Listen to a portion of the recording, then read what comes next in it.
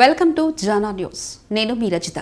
SC వర్గీకరణ వల్ల మాలలకు పూర్తిగా అన్యాయం జరుగుతుందని, ఆనాదిగా కాంగ్రెస్ పార్టీకి మద్దతుదారులుగా ఉన్న మాలలను కాంగ్రెస్ పార్టీకి దూరం చేసి వర్గీకరణ పేరుతో రాష్ట్రంలో బీజేపీ పార్టీని బలోపేతం చేయాలని కొందరు మనువాదులు చేస్తున్న కుట్రలను కాంగ్రెస్ ప్రభుత్వం పార్టీ అధిష్టానం అర్థం చేసుకోవాలని మాల సంఘాల జేఏసీ నాయకులు డిప్యూటీ సీఎం బట్టి విక్రమార్కను కలిసి తెలియజేశారు.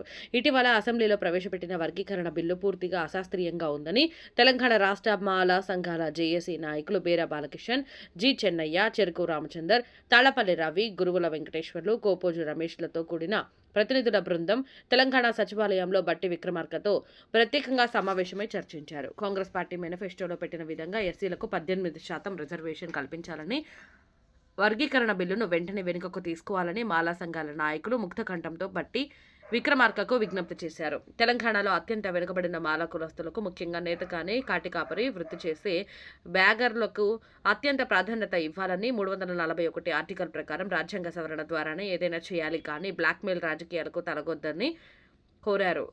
మందకృష్ణ బీజేపీ ఏజెంట్ అని, ఆయనకు దమ్ముంటే వర్గీకరణ అంశం ప్రధానమంత్రి మోడీ దృష్టికి తీసుకెళ్లి దేశవ్యాప్తంగా వర్గీకరణ కోసం పోరాడాలని డిమాండ్ చేశారు.